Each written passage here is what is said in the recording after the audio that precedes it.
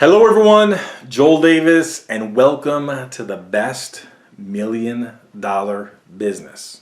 Yes, new website. Right now, website, very ghetto. We just want to put this up there so we could post this video and get it going for people who want to subscribe to the upcoming newsletter. That's awesome. If you want to subscribe to the new YouTube channel, that's awesome. If you don't want to, that's equally awesome. I am the absolute worst online marketer. No one is ever going to accuse me of being an excellent online marketer or social media influencer, because case in point, look at every one of my videos. You're going to see all the comments are always disabled because I do not have time for drive-by comments. Any expert out there will tell you if you're going to put videos together, make sure that you have all the comments enabled so you get customer engagement. You're going to see I don't do that. Someone who's serious, they want to contact us, they could email us. We'll engage you through email, which, by the way, we're actually running very behind on email because we're swamped. So I'm not complaining. So if you'd like to subscribe to the newsletter, the YouTube channel, that's great. If you don't want to, that's cool too. This is going to be a very, very important video. The purpose of this channel, unlike the UMTPG channel or the You Are the Broker channel, is this channel, the best $1 million business. Our goal, our vision is to really do more of a deep dive in a host of businesses so we could evaluate them, so we could put more targeted information in front of you regarding a host of different businesses so you can make a more well-informed decision on what are the best business investments for you. What are the best businesses for you to invest your time, money, and effort so you could further expand your portfolio and make more money. Now, why have I been so fearful? Why have I been procrastinating for so long putting this video together? It's because I know I can go off on a tangent. This video can go a million different ways. In a minute, we're going to go on the whiteboard and I'm going to diagram things. I'm going to break it down for you. So again, I'm scared because I have to be very careful. You know I can go off on tangents, especially when I get excited about a specific topic. So my goal is to make this as short as I can, but still cover everything to the best of my ability. Understanding I can't give everybody everything.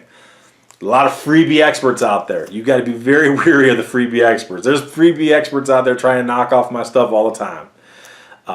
Whether it's my ebook or whatever. There's one company out there, they charge $9,000. They're charging people $9,000 to help start an NEMT business. Much of their content, where'd it come from? Whose content did they rob and steal? In fact, they actually offer people market analysis, and who do they use to develop those market analysis? Our team. And I don't care, whatever. But what's laughable about the whole thing, in addition to them charging $9,000, is they literally in the package include a transcribed copy of an interview I did in 2008. A transcribed copy of an interview I did, as in like they didn't even attempt to change it. Every time, and if you read all that, and by all means I can share it with you. I have copies because some of their clients have reached out to me and said, what did I pay for? But literally, it's Joel Davis saying, I this, I that, from 12 years ago, and they're still sharing it with people, and people are gobbling it up.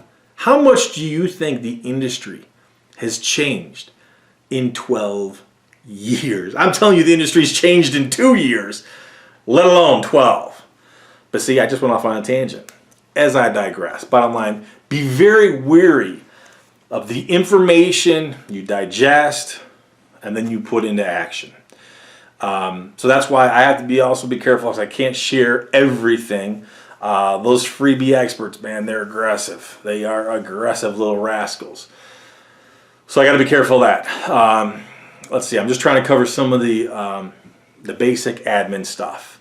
We have a lot to do. A lot to discuss, and the motivation for starting or putting this video together, Liability. A client provider, many of you met him at the roundtable gathering in Atlanta, had a $5 million wrongful death lawsuit brought against him. Now already you know there's a wrongful death lawsuit, you don't go for just $5 million. But this three-tooth wonder, this poor white trash lady, did a $5 million lawsuit. Why so little? Because they knew they had nothing. She wanted a quick cash grab. She wanted her 30 pieces of silver. So when the insurance company offered her a $1 million settlement, she was quick to take it. Now, again, you don't do a $5 million wrongful death lawsuit and then accept only $1 million. That proves that they had nothing. But she got her 30 pieces of silver. That's what they wanted, whatever. But how much stress did that put on my client provider? Just going through, just receiving those letters from the attorney, wrongful death lawsuit, already that puts a lot of stress on him.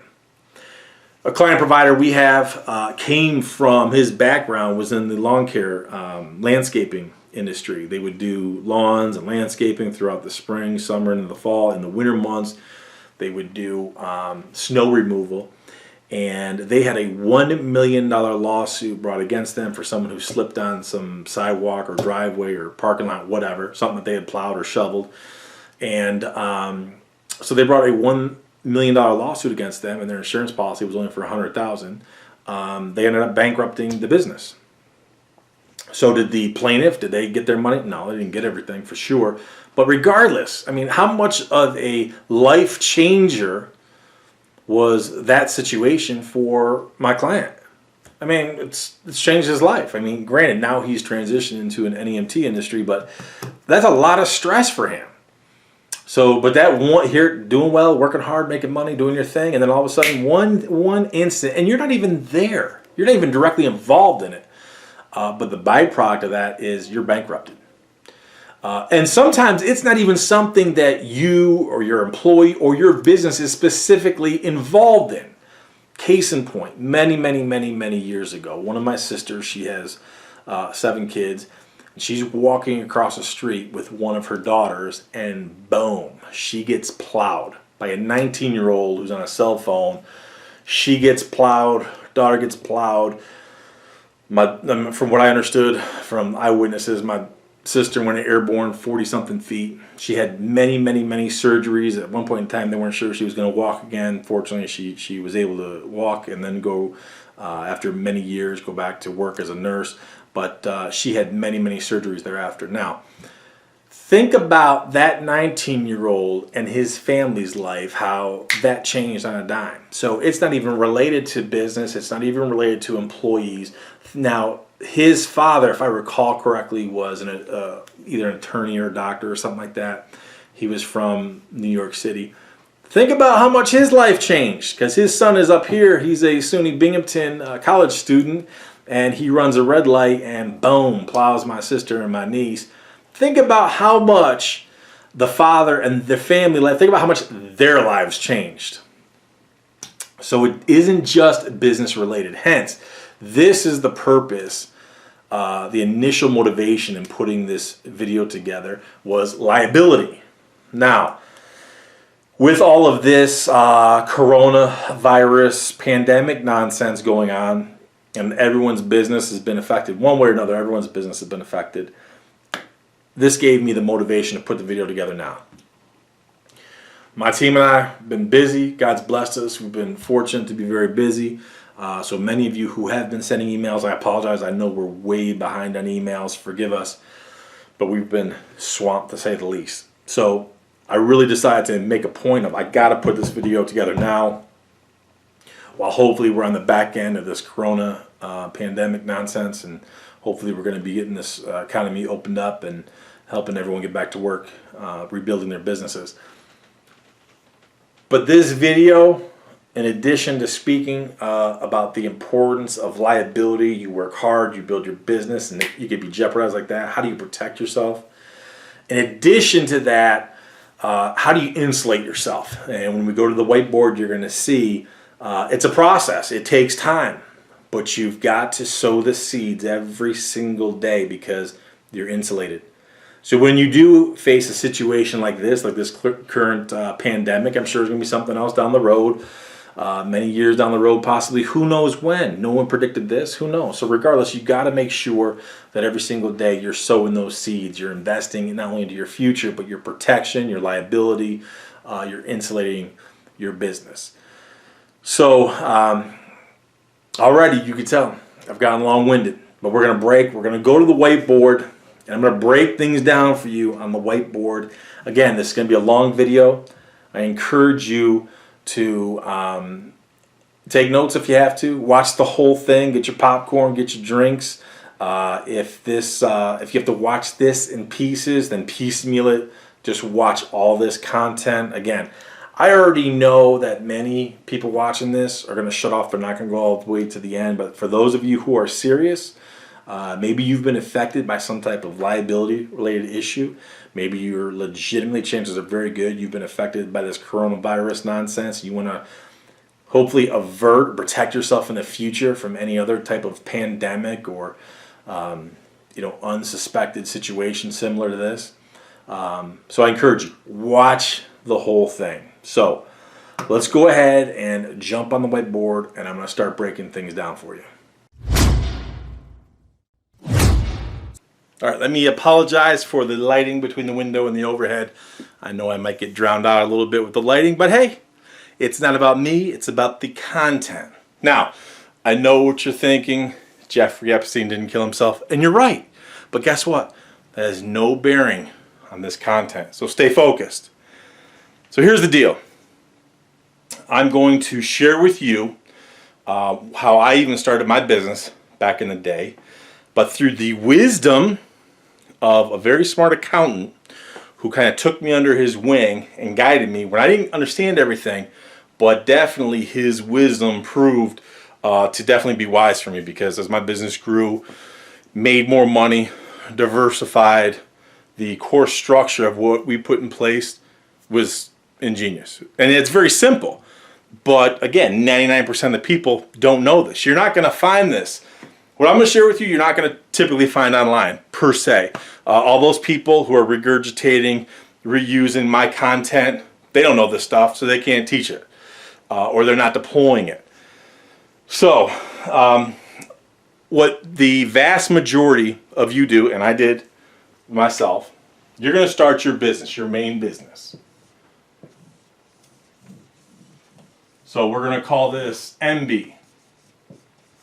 Your main business. Now again, what is the motivation for this, for me wanting to put this video together? Liability. Liability was the core motivation for me wanting to put this video together.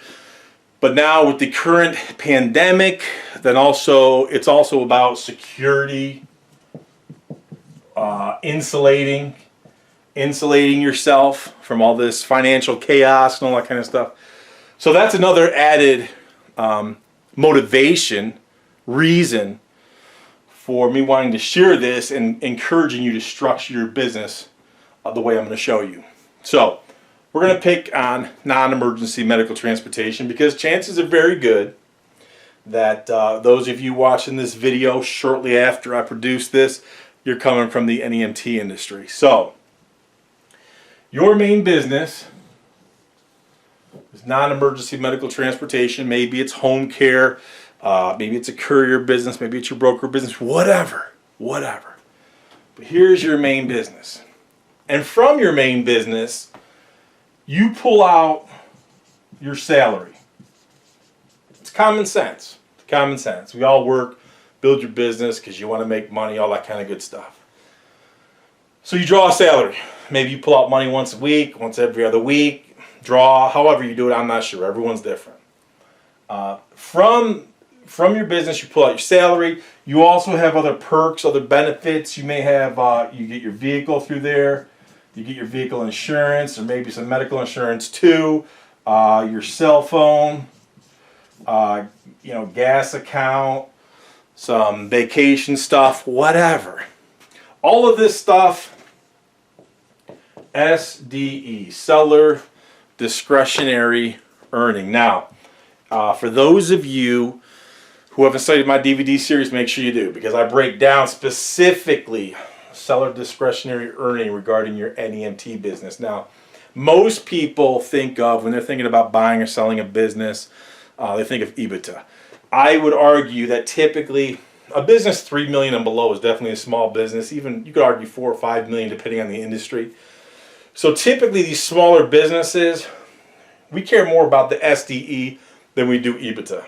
So when I'm working with the buyer or seller, we want to find out what is the overall seller discretionary earning. Let's say the business is bringing in $1 million, and we could say that the seller's discretionary earning between salaries and the benefits he's getting from a vehicle or insurance, gas, whatever, maybe it's $250,000, whatever. I mean, that's really what I want to focus in on when I'm working with a buyer and a seller. Because what is the ultimate goal of your main business? We want to make money for sure, but we also got to be looking for future sale. No question. So we want to build this business for future sale. What variables are we going to really look at and focus in on? If it's a smaller business, we're going to focus in on the SDE, the seller discretionary earning. So is there anything wrong with this simplistic business model? No, of course not. This is common sense. This is what 99% of you do. This is what I started doing before my accountant said, hey, this is what poor people do. You need to be rich. This is what vulnerable people do. You need to insulate yourself from vulnerabilities. So, what did he tell me to do? And again, I had enough trust and faith in him to do it, but I really didn't understand it when we first set up this business model. But over the years, as we've continued to grow and expand it, I really started to appreciate it and see it. Because one thing you're going to see in a minute is not only does this protect you for liability and also security and insulation, but also you can, I always talk to, you've probably picked up some other videos, I always talk about the easiest way to make money is to save money. That's actually a play on words, because many times when I say that, most of you are thinking when I say save money, you're thinking pinch your pennies. And I'm all for that. For those of you who I've worked with doing one-on-one, you know I'm all about you got to protect the capital investment, you protect the cash flow. But when I talk about making money, the easiest way to make money is to save money. The way you save money is by keeping as much money in your system. This whole thing I'm going to show you, I'm going to break down, we're going to call it a system. The more money you keep into your system and reduce and limit your exposure to taxation, the more money you save. Easiest way to make money, save money. And that's why when people talk about, oh, rich people don't pay taxes, because they put themselves in a position where they limit their exposure to taxes. So everything I show you, 100% legal. Is there a little bit more administrative work involved in the process? Yes, but guess what? It definitely protects your liability, definitely helps you keep more money in your system, which means you make more money. So, with all that being said, Joel, get to the point. What is the solution? What are you telling me? Here's the deal. This is your main business. And you're going to pull out your salary, your vehicles, all that kind of good stuff. But, like the client provider that I talked about, had a $5 million wrongful death lawsuit brought against him. He's exposed. This is vulnerable. My client provider, who back in the day when he owned a lawn care business and had to go bankrupt, guess what? His main business, that lawn landscaping, he's exposed. The minute they brought the lawsuits against him, everything was jeopardized. His entire way of living, his entire life was jeopardized. His salary, his vehicles, his cell phone, his entire SDE was exposed. He's vulnerable. What's the solution to that? We want as many layers as we can possibly have. Because even though he had a legitimate LLC or a legitimate S Corp, it protected him. Huge protection, no question.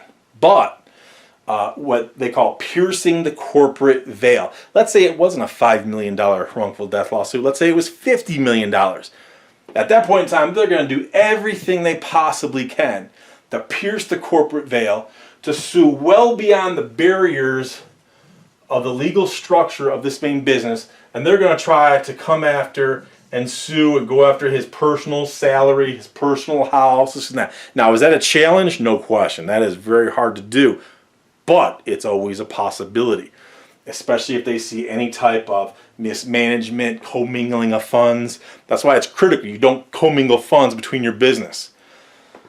So the solution is, in addition to you having your main business, you should always have as a minimum a second business. We'll call this, let's call it PC, your personal company. We'll call it your personal company / management company. It really is a management company. So this is your management company. And I may intermittently call it your personal company because realistically, that's really how I want you to envision. It's easier for you to understand this concept if you kind of look at it as this is my personal company and this is the business itself, okay? So with this, and this has got to, you do not want a DBE, or a DBA. You want a legitimate LLC or S Corp. This is a business that only you own. So especially if you have a business partner over here, this is just you, and I'll talk about that in a minute. This is your personal business. Now the purpose of your management company is to provide management services. Management services to the main business. Now, Joel, why would I do that? I'm already drawing a salary. That's the wrong way to go about it. This main business is high risk. This is high risk.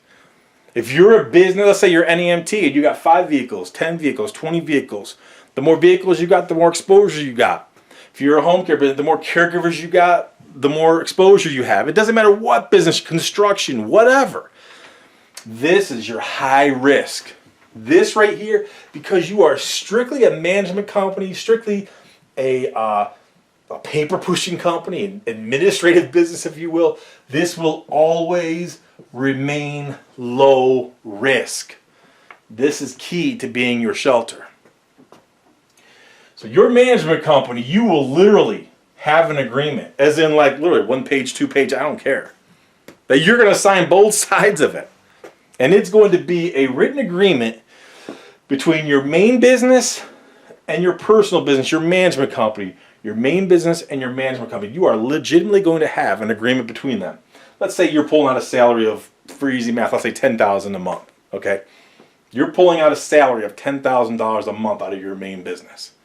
We no longer do that. Your agreement is in exchange for management, consulting, administrative help and assistance to operate this business, your main business in turn reimburses.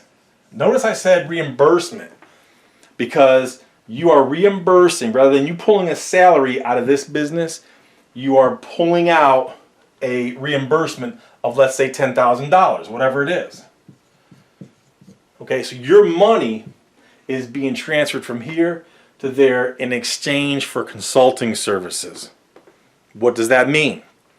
You no longer personally pull a salary out of your high risk, high liability business. Rather, you pull your salary out of your low risk business. Here's where you want your salary.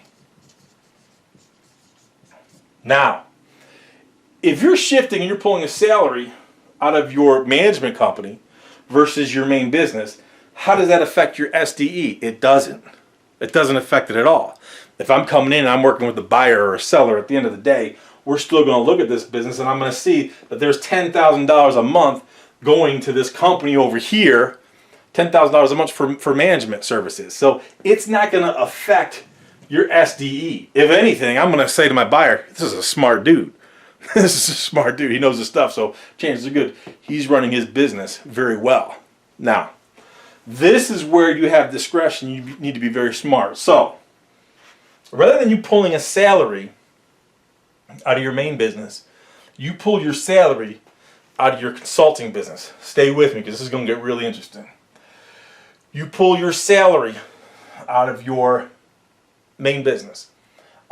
Yourself, now this over here, this is your main business. You could still get your cell phone. I would definitely encourage you, keep your vehicle. If you're getting, as the owner of the business, if you're getting a vehicle allotment and the company's providing you with the vehicle insurance and stuff, I would tell you, especially if it's insured, keep that vehicle in the high risk entity. Now, let me take a minute to give a disclaimer. I'm not an accountant. I'm not an attorney. I didn't play one on TV. I didn't stay at a Holiday Inn Express last night. None of that. So understand, I'm not giving you legal advice. I'm just explaining to you what I've done, and it's paid immeasurable dividends for me and others who I've taught this to. So I would tell you, pull your salary out of here. Why? Because we want to protect our liquid funds. Your personal vehicle, anything that could be considered high risk, you want to keep it in this entity. But Joel, are you double dipping? Are you taking benefits out of both? Yes, because you still own both. Just because you own both doesn't mean you can't have an agreement between both your businesses. Just because you own both doesn't mean you can't draw your salary out of here and you still can't get benefits out of here. It's seller discretionary earning. And yes, you owning both businesses, you having an agreement between the two businesses that you own is 100% legal. Remember, your business entities, they are formed legally, which means they have legal rights. So your entity, although it's just paper, how it's structured and written on that paper is critical. And that paper sits in the file cabinet. It needs you to act on its behalf. So there's nothing wrong with you owning multiple businesses that have an agreement between the two. Now, this becomes even more ingenious and pertinent. Let me get my eraser here. Especially if you have business partners. If you have business partners, I 1000% encourage you to do this. You both form your own management companies. Partner 1, partner 2. Okay. Let's say you're both pulling out $10,000 a month, $5,000 a month, versus you both drawing a salary here. It keeps things much more honest, transparent, clear. You might be single. You may have a business partner who's married, has 2 kids, 3 kids, 4 kids, whatever. They may bring more baggage. Who knows? But if you can both form your own separate management companies, and from your management companies, you pay yourselves your own salaries. I mean, the salary that someone who's married with kids and more responsibilities, their salary might be higher. But guess what? If you're 50-50 business partners, you should be pulling out the same. And whatever money, however your business partner wants to manage their money, let them manage it their way. This helps keep things so clean, so transparent, defines roles, expectations, keeps everybody above board and honest.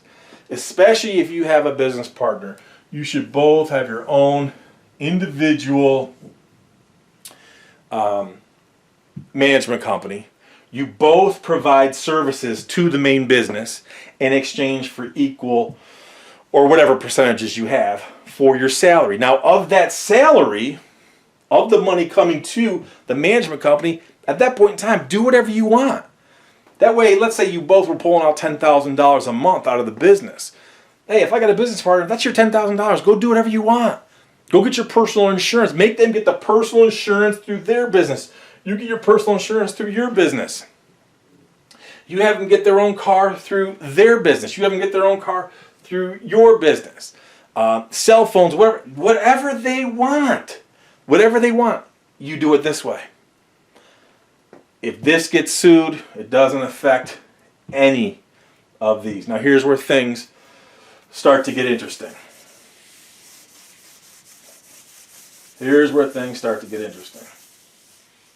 Now, the goal with your business. Now, here's a couple of things you should definitely do. Remember, you have a business partner, let's say, and you're both pulling out $10,000 a month from your main business, whatever it might be, and you're pulling it respectively into your own business. One thing I would encourage you to do, max out your 401k. Definitely get with your financial advisors, set up 401k, set up an IRA, max those out. So out of your $10,000 a month, max those out to the best of your ability. Okay? So you may be able to do that because guess what? You have more disposable income. You're single. Okay? Maybe you're married, but you have no kids. You have no dependents. You don't have the extra expenses. Your partner, he or she's married. They got 4 kids. They got all this nonsense. That's their problem, not yours. So of your salary, however you manage it, maybe you're taking out $20,000. Who cares?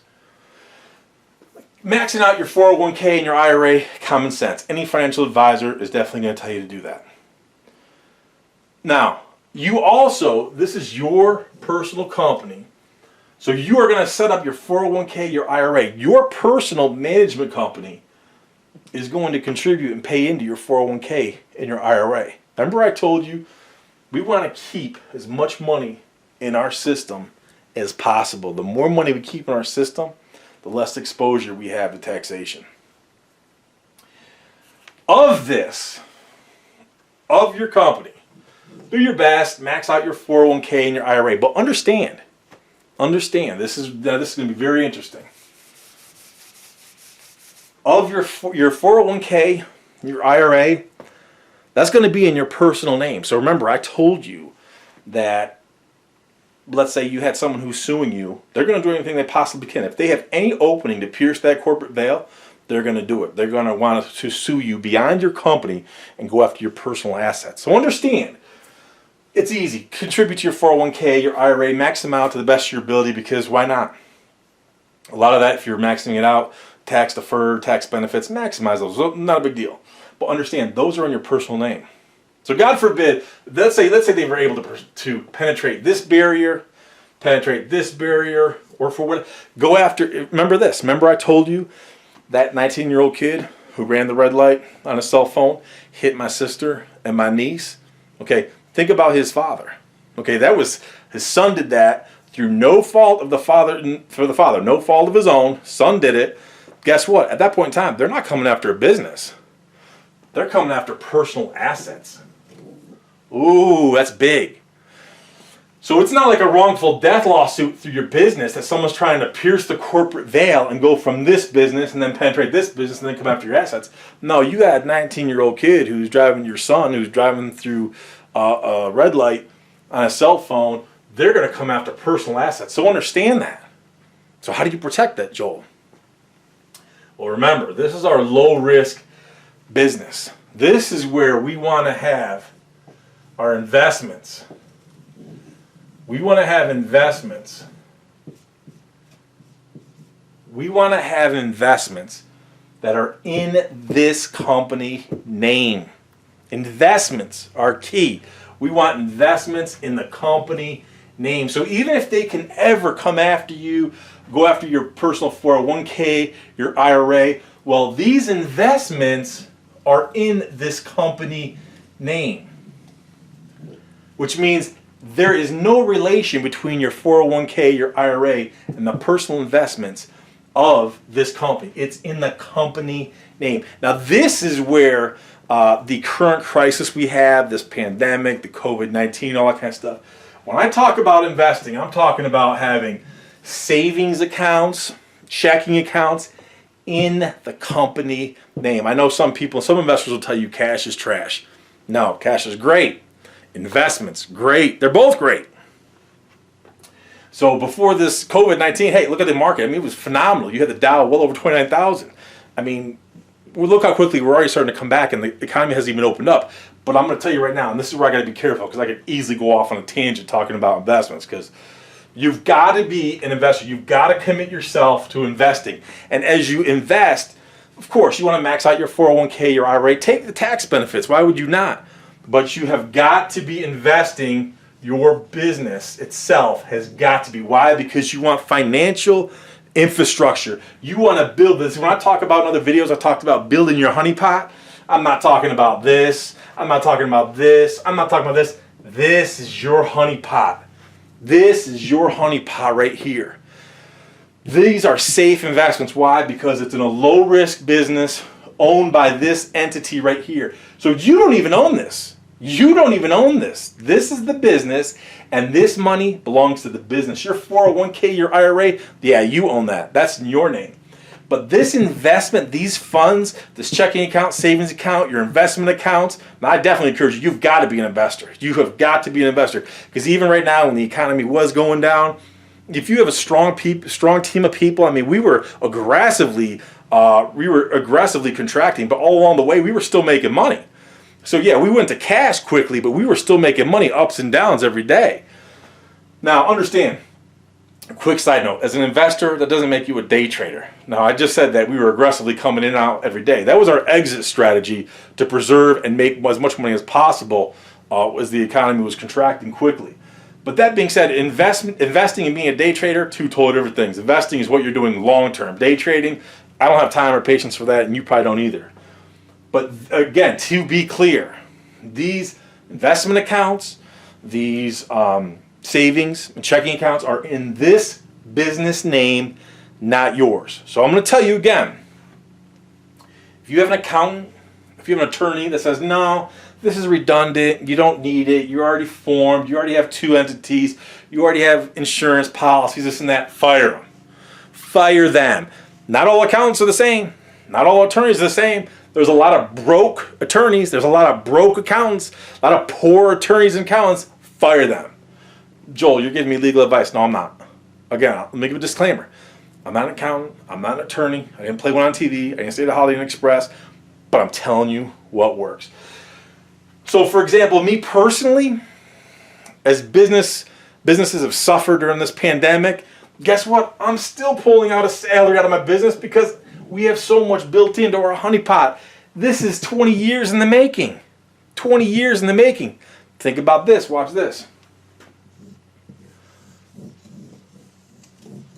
Now you got your second business. Maybe you started NEMT. Then you got a second business. Maybe it's home care. What's the home care business do? Same thing. It pays a salary. It pays reimbursement. It reimburses for consulting fees. You want as much money going to this business as possible. From there, of course, maximize your 401k, maximize your IRA. I don't even know what the numbers are right now of what the government allows you to invest. Cap it out, max it, that's great. But you want your real money to be going to your honey pot. This is your honey pot. So you got your second business, you do the exact same thing. You start another business, you put up another agreement, another consulting agreement, management agreement, that guess what? Same thing, it pays to you, your partner. If it's just you, so be it. Home care, right now, during this current pandemic, NEMT businesses, I mean, I got some businesses that are down 40%, 60%, 70% plus. I got some businesses that are only pretty much doing dialysis. Home care has been very good, very stable during this. I would argue probably at the most I've seen with some of my client providers is maybe 10%. Then you start another business. I mean, how many rich people do you know out there that own a wide variety of businesses? It's all about team building, building the right teams, building the right infrastructure. Then you build your third business, and maybe that is your broker business. Here's the beautiful thing about my broker business. My broker business, during this pandemic, when I checked the numbers a week or two ago, we were down like 41+%. So let's say 42%. Let's say 50%. Let's say 60%, 70%. I don't care. Pick whatever number you want. Let's say we were down 50% from this time last year, because I compared it to the first quarter of last year. Because in my broker business, we know that quarter one and quarter four are our slowest quarters of the year. We know that. We know we pick up fast early in quarter 2 and 3, and really pushes into the fourth quarter of us being busy. But if I compared it to first quarter this year to last quarter last year, we were down like 42%. But again, let's say it's 50%. Who cares? It doesn't matter. Why? Because I don't own any assets. So my broker business, where I don't own any assets, I'm not paying for vehicles, I'm not paying for insurance policies, I'm not paying maintenance, I'm not paying fuel. All that does is give money. I know my board's getting crazy here. All that does is pay money to my management company.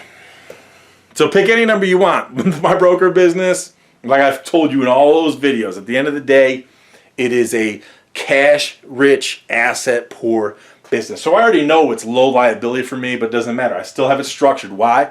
Because my goal in life is to get as much money as possible flowing to the main business. Let me clean up some of this.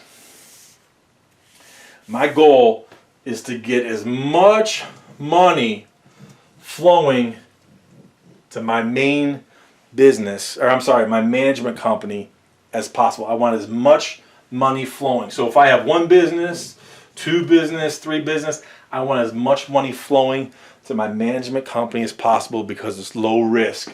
From there, I fund my 401k, my IRA, I fund my honey pot. So let me talk to you, Nancy. Nancy, you want to do one-on-one? I told you, hold up, wait until after you see this. This is why. Nancy is, I've worked with Nancy for a long period of time. We've had an association. She's come to, many of you met Nancy at the Roundtable Gathering.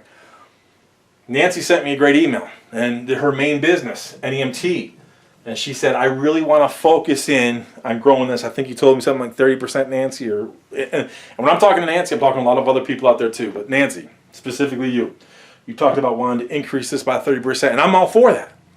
Let's find a way to focus in on building this 30%. However, for everybody watching this video, if you're still watching, which I'm sure we're down to just a final few people, everyone's already checked out because they're never going to do all this. So Nancy, if you're still watching, the reason why I told you to wait till you see this video, do I want you to focus on 30%? Yeah, okay, let's build that as best we can. But rather than you focusing in on all this, I want you focused over here. I want you focused, of course, let's build this business. Can we even fund all of this if we don't build this business? In the short term, no, we need this. This is necessity. But over time, what is the most important thing in life? Some people think money. No, it is time. Time is the most important thing. Time is the most important thing. Why do you need to make more money? So you got more time. When you got more money, you can buy yourself time. You don't have to do certain things because you could outsource it. Why? Because you have the money, which in turn gives you more time. So Nancy, going back to you, is focusing on building this, increasing this 30%. Is that the best strategy? It surely could be. Or is it being strong with this business? Maybe it's rather than focusing, trying to find creative ways to do 30% here. Maybe it's build that second source of revenue.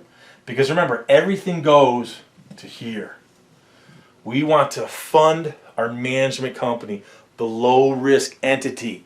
From there, we pull our salary out of here, maximize 401k, IRA, but most importantly, we fund this investment, this honeypot. This is your infrastructure. So when the economy goes to crap and everyone's business declines, you pull money, you sustain yourself. Where they talk about everyone should have a 6 month saving. 6 month savings. I mean, I said the table eating dinner takes me longer than 6 months. That's poor man mentality. I mean, everyone should have that. And trust me, I get that. I'm not trying to crap on anybody watching this. I understand there's a lot of you right now watching this. You don't have two nickels to rub together. Trust me, I get it. Been there, seen that, done that. Many a moons ago. But the key is to build. Leverage the heck out of time. Get as many sources of revenue as you can. Putting money into your management company. Put as much money into your management company so you can fund your honeypot. So it's very difficult, if there's a lawsuit, it's very difficult for people to penetrate all this to get to your honeypot. So even if you got sued for whatever reason, you still have such a large honeypot that your honeypot, you could draw yourself. So for example, like me personally, granted, I have a lot of money that comes into my main business, but also my honeypot still continues making money all the time. Again, time. It's a process and it takes time. Now here's the key thing. Let me tell you this. Let me quick side note. This takes more money. So your accountant, your attorney, they're going to say, oh, you don't need to do that. It's redundant. You already have a legal formation. You already have an insurance policy. Fire them. Fire them. That's poor man mentality. What I'm telling you is it doesn't matter if the business goes up or down. Over time, if you keep investing in here, investing in your this business account, over time, this honeypot should be so big. This is where you draw everything from. So when something does happen to one of these main businesses, who cares? Who cares? Is it an inconvenience? Sure. Does that mean you just give up on it? No. But guess what? You're safe, because it's very difficult for people to penetrate all these barriers to get to your honeypot. Let me give you something else, a little something else to chew on. Here's another thing you do. Remember, we want as many sources of revenue. Yeah, we want to build up our main businesses to our best of our ability.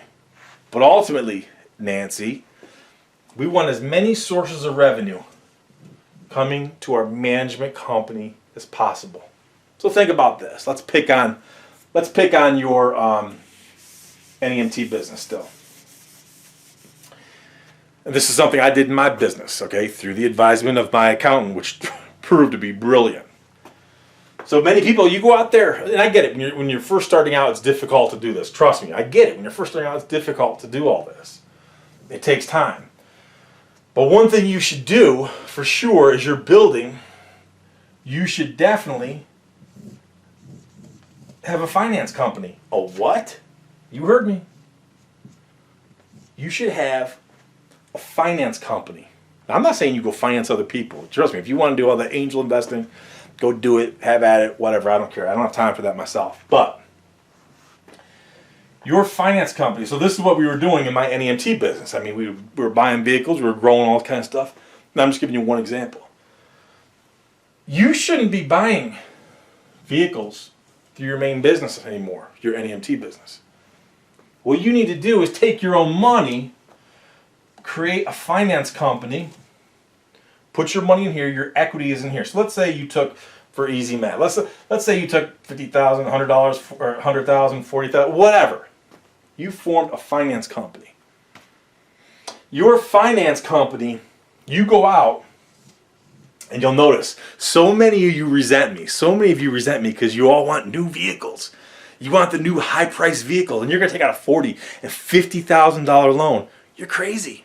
You're absolutely crazy for many reasons. But let's stay on point with this. You should be buying a used vehicle, the type of vehicles that I tell you to. You should be buying a used vehicle through this finance company. You take your, let's say we'll make it easy. We'll say $20,000.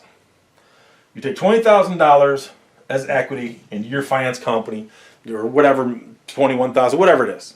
And this finance company goes out and purchases a $20,000 vehicle. You buy it outright. Why? Again, many of you can't do this at the very beginning. I get that. But as your business grows, you implement this type of a process. As your honeypot grows, you take money out, you're taking your salary, you put it up yourself, you put equity into this finance company. So this entity here, again, we want as many entities as possible, everything feeding to your management company. Your finance company just purchased a $20,000 used vehicle. What's it do? It leases. It leases that $20,000 vehicle to your NEMT business. Understand what I'm saying. You own that vehicle, or should I say, your finance company owns it. It just so happens you own the finance company. Oh, by the way, did I mention? You have a reimbursement agreement between your finance company and your management company as well, because guess what? You pull out money out of this through a reimbursement agreement. You want to, through all of this, you're keeping money in your system. You got that $20,000 vehicle on lease from your finance company. You finance that company to your NEMT business. Your NEMT business pays the finance company every single month. So let's see, what's the math on that? Let's say you had a $20,000 vehicle and you're going to finance it to them for 60 months. I don't know, $600-700 a month, whatever it is. It's a 100%. It's a 100% write-off. Just like you would anything else. That's why I tell people you should never lease a vehicle. You should never lease an NEMT vehicle, ever. Unless you own the finance company. You own the finance company. Everything's a write-off. The lease payment, 100% write-off for your NEMT. Your finance company earns a profit off this. It's 100% write-off right here. You don't have to gouge this business. We're not trying to gouge this because remember, we still want to be profitable. We want to show a profit because we're going to sell this business someday for a future profit. But we want to own the finance company who's financing the vehicles to the NEMT, 100% write-off for the NEMT, further source of income. This business is going to show profit. Your finance company is going to show profit, and in turn is also going to show or to give reimbursement for compensation for management services to your management company, who in turn, that profit is also going to go to your honeypot. To your honeypot. So you could have an NEMT business, home care, courier business, your broker business. I don't care what you launch, whatever. You know, your real estate, whatever. How many people out there, they get sued, they have real estate. Everyone's all real estate, no money down, whatever. How many people, and then you end up getting sued because you got someone who fell down the stairs. You and I both know it's a sham, but whatever. Protection. Now, what are some key things about this? Let me give you, I'm going to try to wrap this up because I know this is way long. And I know so many of you have checked out. I'm probably talking to one or two people at this point in time. Here's the deal. In order to make all this work, remember, we're going to leverage time. This whole process takes time. But rich people do things a little bit different. It is what it is. And they're going to leverage time. This right here, is it hard? No, it's not hard. It'll cost a little bit more money in administration, but you're going to save and make so much more money by deploying a strategy like this. Now, what's critical is to make this whole thing work, you've got to make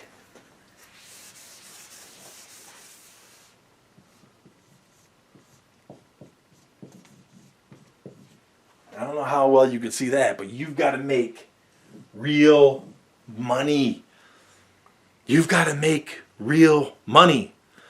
So for all of you out there who just pursue the low-hanging fruit, you just gobble up all that Medicaid broker nonsense where you got no margins, and it's very difficult for you to scale because you got no margin, and if anything, you're just operating as an independent operator. You're never going to make real money. In order to make all this work, you've got to be able to make, quote unquote, real money. You have to have good enough rates of reimbursement to make all of this viable. Now, there's a couple ways to do this. Number one, first of all, get off that Medicaid low-hanging fruit gravy train with regards to NEMT. Likewise, home care, even the rates of reimbursement for the Medicare, the Medicaid types, they're low. So you've got to get off and you've got to restructure and you have got to focus your business on real money, bottom line. Now, all those yahoos, all those freebie experts who steal my stuff, just try to learn everything just off my free stuff. The company I told you charges $9,000, and all they do, like they're regurgitating that interview, that transcribed interview from 12 years ago. Are they going to tell you this stuff? No, they're not going to tell you that stuff. What are all those freebie? What are all those other online gurus? All those nonsense half-stepping jokers? What are they telling you to do? Oh, be the best non-emergency medical transportation provider you could be. Oh, be the best home care agency you could be. Oh, own your broker business. Oh, make it the best you could be. What do I care about that? Do I want you to have the best business possible? Sure. Do I want you to serve your community the best you can? Sure. But while all those freebie experts who are stealing my stuff and regurgitating my stuff, they're telling you this is going to help you be the best medical transportation provider you could be. I'm saying, dude, I'm way past that, brother. Dude, I'm way past that, sister. Nancy, I want you focused on this. Mary, I want you focused on this. Raldi, Marty, Jim, Kim, who else? Everybody. All you, Juan, everybody who comes to the events.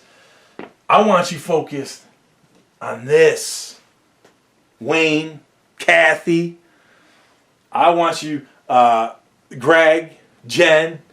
I want you focused on this, not how can I be the best medical transportation provider I could be? How do I be the best home care provider I could be? How do I have the best broker business? How can I be the best courier service? That's important. It's important, of course. Build those to the best of your ability, because if you do it, the better you build it, the more you get real money. But I want you thinking big picture. You could be the absolute world. Listen to this closely. You could be the absolute best non-emergency medical transportation provider. You could have a relationship with people. Have one accident. It's gone.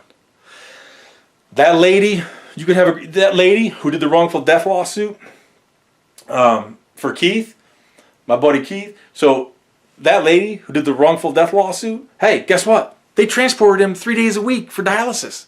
3 days a week. Do you think they weren't congenial, had a good relationship? But guess what? When SHIT hit the fan, what'd they do? They don't care about that. Lawsuit time. 30 pieces of silver. They wanted the money.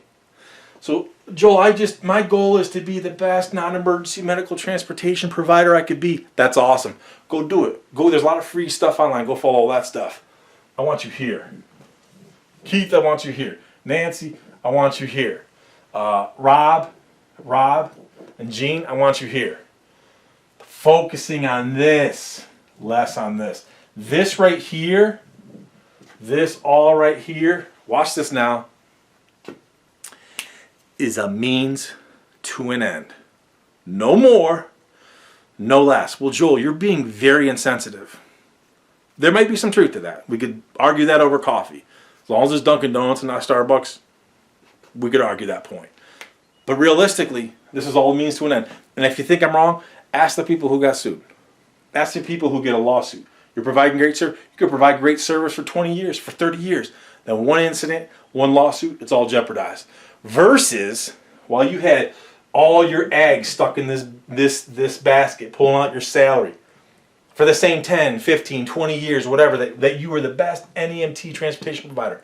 Had you been doing this, rather than focusing on this, you focus over here on the big prize, the big picture, to give yourself financial freedom and true wealth, building the internal infrastructure, that it doesn't matter if the economy goes down, it doesn't matter if you get sued, none of that matters, because this infrastructure that you have leveraged time, and you have built, and you have built, and you have built, this is what is going to sustain you. Not this, not this, not this, none of that.